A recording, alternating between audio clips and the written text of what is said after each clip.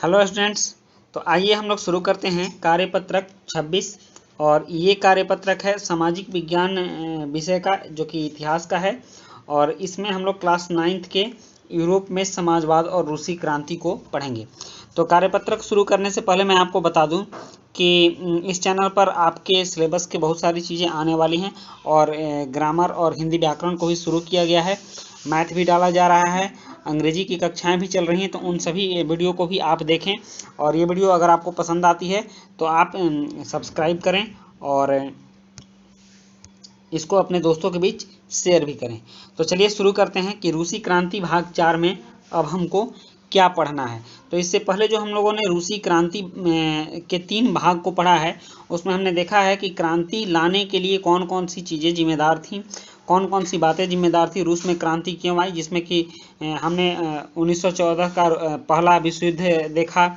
और वहाँ जो भूमि की व्यवस्था थी, वहाँ की जो सामाजिक व्यवस्था थी, वो सभी सामाजिक आर्थिक परिस्थितियों के कारण ही क्रांति आई थी। क्योंकि कोई भी क्रांति कभी एक दिन में नहीं आती है। तो इस क्रांति की जड़ें काफ़ी लंबी थीं। लेकिन क्रांति के बाद क्या हुआ, उस चीज़ को हमें इस वर्कशीट में जानना है। तो इसमें कह रहा है कि अक्टूबर 1917 क्रांति के बाद, ठीक। तो आइए देखते हैं कि अक्टूबर 1917 की क्रांति के बाद रूस में क्या हुआ। करेक्ट। संविधान सभा के चुनाव में बोल्शेविकों को बहुमत नहीं मिला। बहुमत मतलब जानते हैं कि जिसको बहुमत मिलता है वही सरकार बनाता है। तो संविधान सभा जो हुआ था, जिसमें संविधान बनाने वाली सभा थी, तो उस सभा में बोल्शेविक जो वहाँ के बहुमत वाले कहे जाते थे, उन्हीं को बहुमत नहीं मिला। लेकिन लेनिन के नेतृत्व में, एक मिनट, यहाँ लेनिन के नेतृत्व में संविधान सभा भंग कर दी गई तथा अखिल रूसी सोवियत कांग्रेस को संसद का दर्जा दे दिया गया, ठीक। और जिसमें बोल्शेविक पार्टी ही एकमात्र राजनीतिक दल के रूप में चुनाव लड़ने की पात्र बन गई। तो ये सारा काम जो है लेनिन के नेतृत्व में किया गया और एकमात्र वहाँ पर चुनाव लड़ने वाली पार्टी बोल्शेविक पार्टी ही रही। और उसके बाद रूस में गृह युद्ध हुए। गृह युद्ध का मतलब क्या होता है कि जब किसी देश के अंदर ही विरोध होने लगे, विद्रोह होने लगे, तो उस स्थिति को गृह युद्ध कहा जाता है। जब देश के नागरिक सरकार के विरुद्ध खड़े हो जाएं और या फिर आपस में ही उलझ पड़े, तो उसको गृह युद्ध कहा जाता है। तो रूसी गृह युद्ध हुआ और इस गृह युद्ध का कारण था कि जमीन को जो किसानों के बीच बंटवारे के आदेश हुए थे, पीछे के वर्कशीटों में हमने देखा था कि वहाँ के ज़मीनों को किसानों के बीच बांटने का सरकार द्वारा आदेश दिया गया था। तो उस आदेश के बाद रूसी सेना के सिपाही, जो अधिकतर किसान ही थे, हमारे यहाँ भी जो सिपाही हैं वो किसान के लड़के ही सिपाही बन के जाते हैं, तो वो किसान ही थे और ये अपने घर लौटने लगे, जिससे सेना टूटने लगी। मतलब कि वहाँ के सिपाही जमीन हथियाने के लिए और ज़मीन पर कब्जा जमाने के लिए अपने घर लौटने लगे कि ज़्यादा से ज़्यादा ज़मीन हम ले लें। तो इससे वहाँ की सेना टूटने लगी और गैर बोल्शेविक समाजवादियाँ, मतलब कि वैसी कुछ पार्टियाँ बनी जो गैर बोल्शेविक थी। बोल्शेविक दल से उनका कोई संबंध नहीं था, लेकिन फिर भी ये समाजवादी पार्टी थी और ये ग्रीन पार्टी कहलाई, ठीक ना। ये कौन सी पार्टी कहलाई, तो ये ग्रीन पार्टी कहलाई। और उदारवादियों और राजशाही समर्थकों, ठीक, कुछ उदारवादी के समर्थक थे और कुछ राजशाही के समर्थक थे, जो कि व्हाइट कहलाए। तो यहाँ दो तरह के पार्टी बनी, एक ग्रीन पार्टी और एक व्हाइट पार्टी। ग्रीन पार्टी समाजवादियों की, गैर समाजवादियों की समर्थक थी और व्हाइट पार्टी राजशाही और उदारवादियों की समर्थक थी, जो निजी संपत्ति के समर्थक थे। मतलब ये जो उदारवादी थे और राजशाही थे, वो निजी संपत्ति मतलब पूंजीवाद के समर्थक थे। मतलब जिनके पास पूंजी हो, ठीक ना, ये पूंजी को का बंटवारा देश में नहीं करना चाहते थे। समाजवाद के समर्थक ये नहीं थे। तो ये लोग जो थे, इनको प्रश्रय मिलता था अमेरिका से, ब्रिटेन से और फ्रांस से। क्योंकि आज भी आप देख लीजिए तो अमेरिका, ब्रिटेन और फ्रांस पूंजीवादी देश है और रूस एक साम्यवादी समाजवादी देश है, ठीक। तो अमेरिका, ब्रिटेन, फ्रांस ने इन लोगों को, व्हाइट लोगों को समर्थन दिया और बोल्शेविकों के खिलाफ, जो कि रेड्स कहलाते थे, युद्ध छेड़ दिया। तो वहाँ गृह युद्ध इसी कारण से हुआ था और पूरे देश में मारकाट, अराजकता और लूटमार फैल गई। पूरे देश में सामूहिक खेती और उद्योगों का राष्ट्रीयकरण बड़े पैमाने पर वहाँ की सरकार के द्वारा किया गया। लोगों से जो छोटे छोटे जो खेत थे वो सारे खेत भी छीन लिए गए और उन सबको मिला करके सामूहिक खेती किया गया, कोऑपरेटिव कृषि किया गया और जो उद्योग धंधे वहाँ के पूंजीपतियों ने स्थापित किए थे उन सभी उद्योगों का राष्ट्रीयकरण कर दिया गया, राष्ट्र ने अपने अधिकार में ले लिया और पूरे देश में छोटे किसान और मजदूरों का समर्थन क्रांति को मिलने लगा, क्योंकि इसमें से कुछ भूमि छोटे किसान की भी थी और उद्योगों का राष्ट्रीयकरण होने से मजदूर भी इस बात के खिलाफ हो गए थे। नेक्स्ट देखते हैं,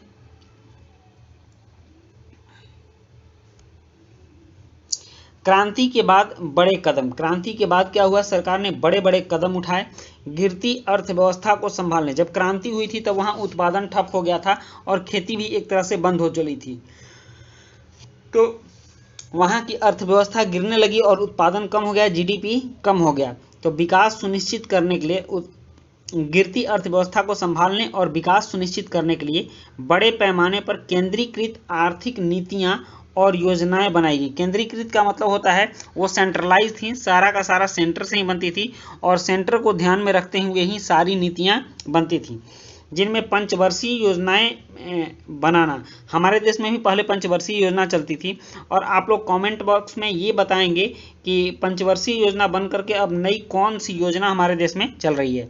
मैं आप सब लोगों को एक होमवर्क दे रहा हूँ, एक टास्क दे रहा हूँ कि अगर आप ये वीडियो देख रहे हैं तो आप कहीं से पता करके कमेंट बॉक्स में लिखेंगे कि पंचवर्षीय योजना को बंद करके भारत में अब कौन सी योजना चल रही है।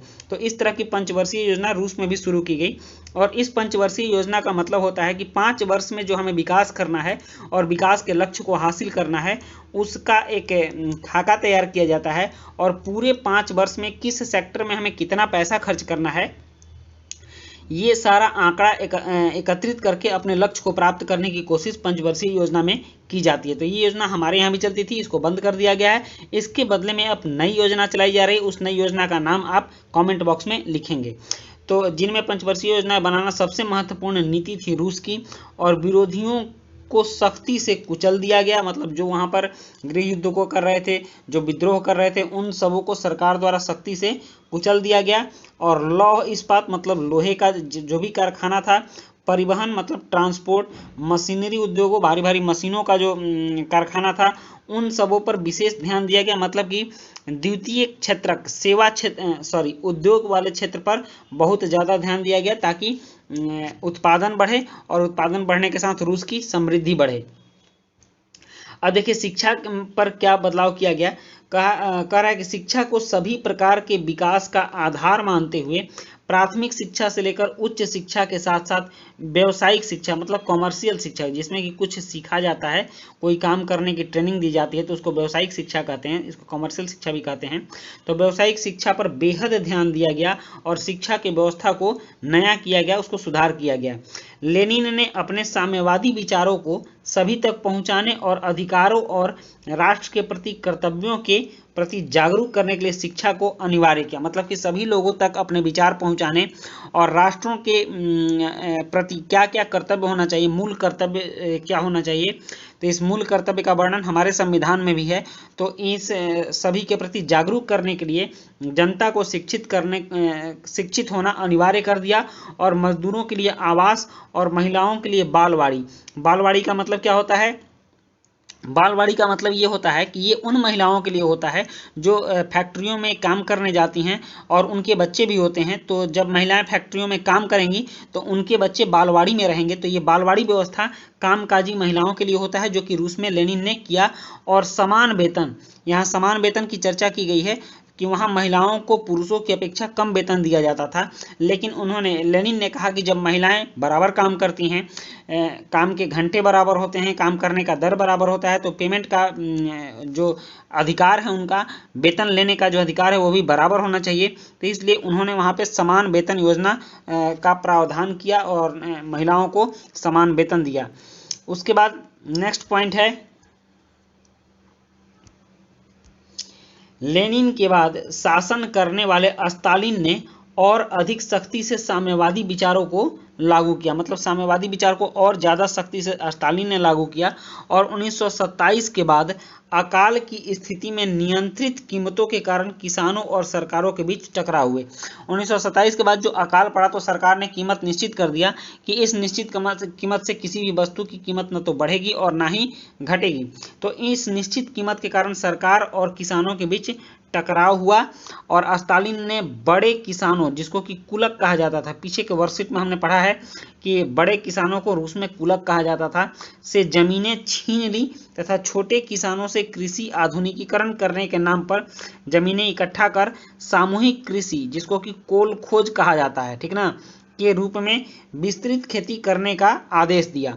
मतलब उसने कहा कॉर्पोरेट कृषि, मतलब बहुत बड़े स्तर पर खेती करने के लिए जो बड़े जमींदार थे उनसे जमीनें छीन ली और छोटे छोटे किसानों को ये समझा दिया कि हम कृषि का आधुनिकीकरण करेंगे, और इस लालच से उसने छोटे किसानों से भी जमीनें छीन लिया। तो इस तरह से वो खेती करने लगा। और जब वहाँ अकाल पड़ा तो लाखों लोग अकाल में मारे गए और 20 लाख से अधिक लोग निर्वासन, मतलब कि अपना घर द्वार छोड़ करके साइबेरिया के जेल में डाल दिए गए। और साइबेरिया वहाँ का बहुत ही ठंडा इलाका है, यहाँ के जेल में रहना एक दुष्कर कार्य होता है। नेक्स्ट है रूसी क्रांति का प्रभाव। अब विश्व पर रूसी क्रांति का क्या प्रभाव पड़ा इसको भी हम देखते हैं। कहा कि मेहनत कश लोगों द्वारा, मतलब जो लोग मेहनत करना चाहते हैं तो उनके द्वारा भी शासन किया जा सकता है। शासन सिर्फ राजशाही ही नहीं हो सकता है, राजा के परिवार में पैदा हुए लोग ही नहीं कर सकते हैं, जो लोग मेहनत करते हैं वो भी शासन कर सकते हैं। इसका प्रत्यक्ष उदाहरण रूसी क्रांति ने प्रस्तुत किया और सोवियत संघ के द्वारा समाजवाद को पूरे विश्व में मान्यता मिली। अब समाजवाद एक व्यापक उद्देश्य के रूप में स्थापित हो गया। समाजवाद शब्द का अर्थ भी पहले आपने वर्कशीट में देखा है, मतलब अगर जितने भी संसाधन हैं, जितने भी साधन हैं, उन पर देश के सभी नागरिकों का जब बराबर अधिकार होता है तो उसको हम समाजवाद कहते हैं। कि राष्ट्र इस ढंग से सोचे कि उत्पादन पर सारा अधिकार और देश में जो भी संपत्ति है उस संपत्ति पर सारा अधिकार समाज का होगा। तो यह जो सोच है, यह जो विचारधारा है, ये समाजवादी विचारधारा और समाजवाद कहलाता है। तो समाजवाद के लिए मार्क्सवाद, लेनिनवाद, स्टालिनवाद ने नए उपायों और तरीकों के लिए मार्ग दिखाया और हमारे देश के संविधान में भी समाजवाद लाने की बात कही गई है। आप देश का अगर उद्देशिका पढ़ेंगे, संविधान की प्रस्तावना पढ़ेंगे तो उसमें समाजवाद शब्द को शामिल किया गया है। तो इस तरह से ये जो वर्कशीट है, ये वर्कशीट आपने देखा कि किस तरह से रूस में क्रांति के बाद परिवर्तन हुआ। अब कुछ प्रश्न हैं, इन प्रश्नों को भी हम बना लेते हैं और एक एक करके इन प्रश्नों को हम देखते चलते हैं। इसमें पहला प्रश्न है कि रूसी क्रांति के बाद रूस में गृह युद्ध होने के क्या कारण थे।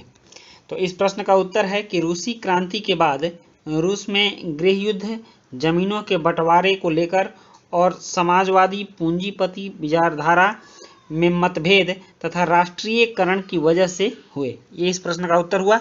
और नेक्स्ट दूसरा प्रश्न है कि क्रांति के बाद, ये दूसरा प्रश्न है, क्रांति के बाद अधिकतर किसान और मजदूर क्रांति के पक्षधर किन कारणों से बने, मतलब ये क्रांति में क्यों शामिल हुए। इस प्रश्न के पूछने का मतलब ये है। तो इसका उत्तर है, दूसरे प्रश्न का उत्तर है कि क्रांति के बाद सामूहिक खेती और उद्योगों का राष्ट्रीयकरण करने से किसान और मजदूर क्रांति के पक्षधर बने। अब तीसरा और चौथा प्रश्न देख लेते हैं। तीसरा प्रश्न है कि अक्टूबर क्रांति के बाद लेनिन ने समाजवादी समाज की सफलता के लिए कौन कौन से उपाय किए। आइए देखते हैं इसका उत्तर है प्रश्न 3 का कि अक्टूबर क्रांति के बाद लेनिन ने केंद्रीकृत आर्थिक नीतियां लागू की, पंचवर्षीय योजना बनाई, विद्रोह को सख्ती से कुचला तथा उद्योगों पर विशेष ध्यान दिया। ठीक, तो उसके इसी वजह से समाजवादी समाज की सफलता प्राप्त हुई। और चौथा और अंतिम प्रश्न है कि रूसी क्रांति के वैश्विक प्रभावों पर अपने विचार लिखिए और रूसी क्रांति के बाद समाजवाद को पूरे विश्व, हाँ इसका उत्तर है कि रूसी क्रांति के बाद समाजवाद को पूरे विश्व में मान्यता मिली। लेनिनवाद, मार्क्सवाद और स्टालिनवाद, ये लेनिनवाद और मार्क्सवाद स्टालिनवाद का मतलब ये हुआ कि इनके विचार, लेनिन के विचार, मार्क्स के विचार और स्टालिन के विचार ने विश्व को नए उपायों और तरीकों के लिए मार्ग दिखाया। तो इस तरह से आपके ये जो वर्कशीट है ये वर्कशीट पूरी हुई। और अगर आपको वीडियो अच्छा लगा होगा तो आप इसे ज़रूर अपने दोस्तों के बीच भी शेयर करेंगे, और इस चैनल को अभी तक सब्सक्राइब नहीं किए हैं तो सब्सक्राइब भी करके घंटा का बटन दबाइएगा, ताकि सारे वीडियो के नोटिफिकेशन आप तक पहुंचते रहे। तो मिलते हैं नेक्स्ट वीडियो में, तब तक के लिए गुड बाय।